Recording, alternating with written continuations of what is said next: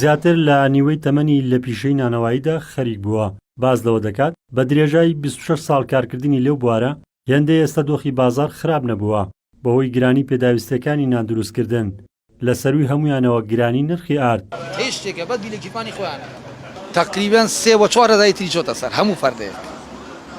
هاتۆتەوە سەر 45 و 46 و 44 و لەوە دانەبڵ هەتا نیۆڕۆ بۆ نمونە حسابی 1500 نانم کردووە ئەیتی کەمتر ناکرێت 1500 نان یەک 250 خێر ناکە یەک سەند خێر ناکە غێری ئەو ئیشەی خۆم نەبێت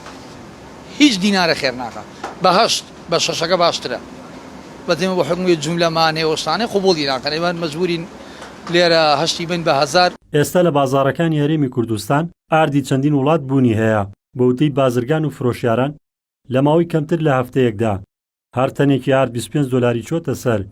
بەهۆی دانانی باز لەسەر هاوردەکردنی ئارد لە خاڵە سنوورەکانەوە. ئەگەر گومرکەکە لادا و گومرکی لەسەر نێڵە بەڕاستی دەها بەزێ ئاردە بە 13000 بە قوربان یەک ئارد بە 13000 دینار بوو لە 25 کیلوانە لە ماوەی ئەم شەمانگە بوو بە 23 24 تا 25 ڕۆشتووە ئەو ئاردە 25 کیلوانە. ئەگەر حکومەت بەڕاستی شتی لەسەر لابا گومرکی لەسەر لابا و نەمێنێ گومرک بە حەقەت ئەوەش نامێنێت خەڵکیش بە منی سەفەردەی ئاردەگەر 1000 دینار خێرکای فرۆشم. جگە لە گرانبوونی نرخی ئارد لە بازاڕەکاندا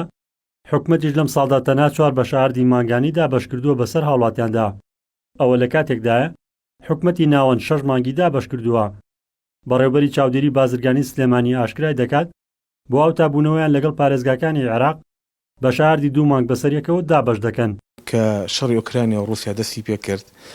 هەموو فەردەیە ئارد لە 36,000 بۆ 50,000 دینار ئەو بوونانەوە سەموخانەکان کێشی گوندەکانیان کەم کردەوە و 6 ناکرا بە 1000 دینار بە کێشی 100 بۆ 105 غرام و هەندێک نانەوەش هەبوو کێشی نانەکەی 80 غرام بۆ 8 نانیا بە 1000 دینار. دوای ئەوەی کە گەرمی رووسیا هەناردەی وڵاتان کراوە لەگەڵ ئۆکرانیا هەموو تەنێ 50 دلار داوازینی بەخۆوە بینی و ئەو باجەشی کە حکومەتی هەرێم لای بردەبوو لەسەری بە هەمان شێوە هەموو فەردێ 3000 داوازینی بەخۆوە بینی یعنی فەردی بووە بە 42,000 بە 43,000 دینار بەزەوە بوو لە ماوەی پێشوە کە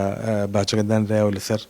ئەو 14 مادە خۆراکی. لە چوارە مانگەوە حکومەت باج و گومرکی خستۆتە سەر ئارد و 14 مادەی خۆراکی دی لەوانە ڕۆن و شەکر و برنج و چەند جۆرێکی تر کە سەرجەمیان پێویستی ڕۆژانەی هاوڵاتیان و بەدانانی باز لەسەریان نرخەکانیان لە ناوخۆدا ڕوو لاڵکشان دەکات. ڕزگار جەبار کێنێن سلێمانی.